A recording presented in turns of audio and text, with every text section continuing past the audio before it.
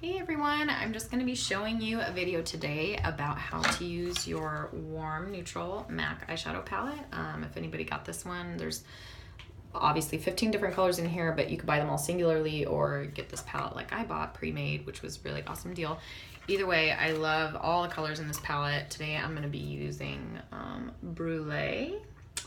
This one is Ginger Snap. This one's called Dark Brew, and this one is Dance in the Dark. I'm going to be using these three right here and Brulee over there.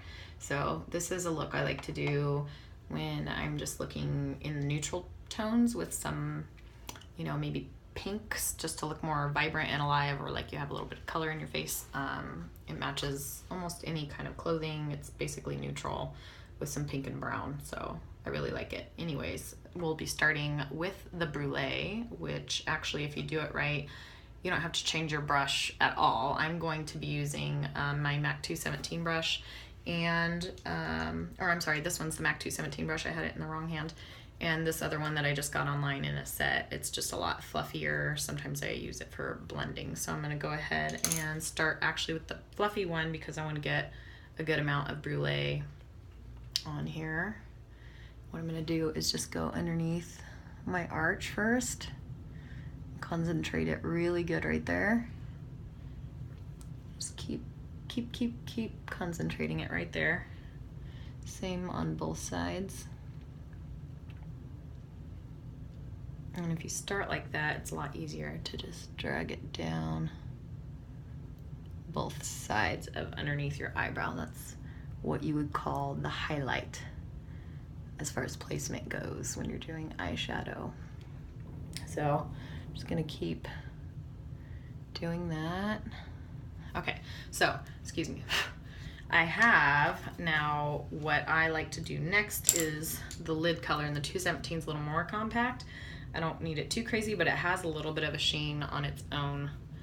So, because I already have a little concealer on my eyelids, it's gonna stick really well, and I know you shouldn't pull on your face, but I just wanna show you guys for the video's sake. So I'm kinda getting in there and get a little bit more on my brush. And you don't have to go crazy because we're gonna be doing a little highlight in the corner. As you can see, I already have some concealer, and we're gonna be doing a dark crease. So really just concentrate it on the middle. You don't have to get crazy about how perfect it is. Just make sure that gets good and packed in there so that it appears nice and shiny how the color is. Get some for the other side. And you guys can always use whatever you feel comfortable with. I've seen people do makeup that actually looks amazing with like their fingers involved. Maybe not the whole thing, but depending what products you're using, sometimes fingers are actually very helpful. I know I'm not supposed to be pulling on my skin like this, but I am trying to show you guys up close and personal. So as you can see, I have a good amount on my lids now.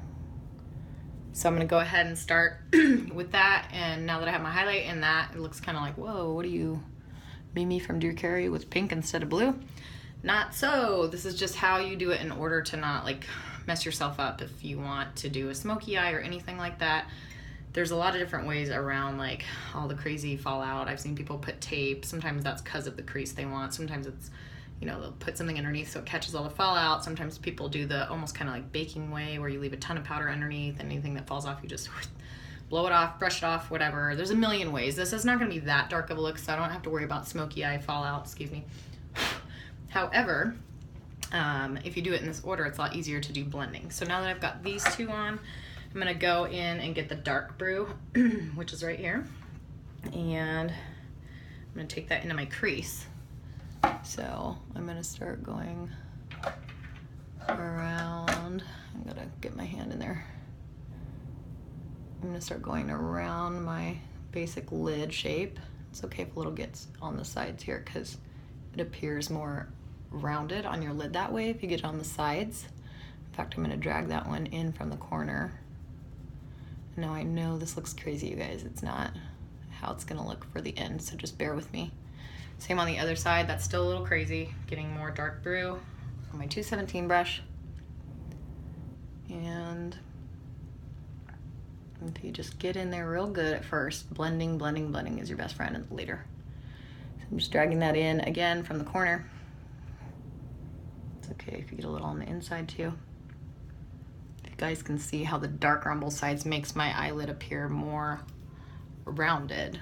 That's a fun trick too if you feel like your lids are just too flat or you want them to look more open. There's a lot of tricks for that too as well, but one of them is to start doing the shadow on both sides with the darker pigment. That way it appears that the popped highlighter part is more forward. Light draws things forward, dark makes them recede away. So I'm gonna go ahead and get the Dance in the Dark now. Over here it's kind of a more espresso dark color, and this one I'm not gonna go crazy with because I've already got a lot of blending I still need to do.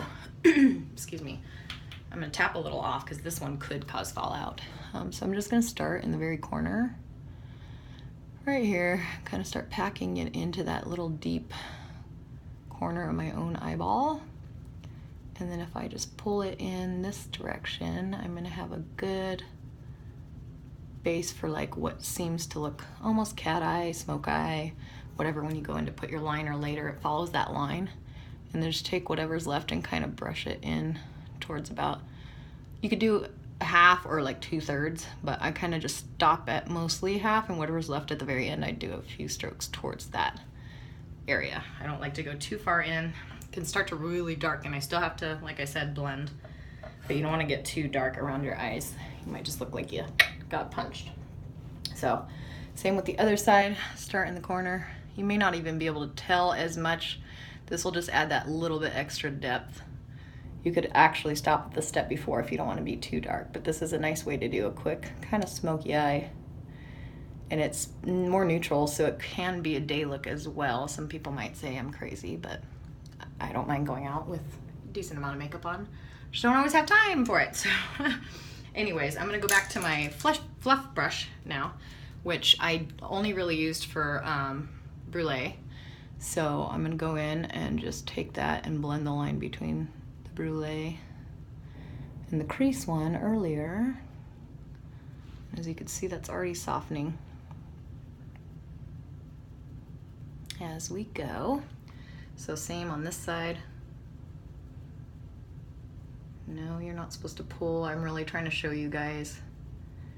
So because of the two that are already there, and this brush had more brulee on it than anything, and it was just, you know, right next to each other, there's nothing more to blend but those two together. So no big deal. That's not as crazy now. Now for the underneath, and kind of blend that out. And this is where, yeah, you don't want it way down here, but don't worry about that right now.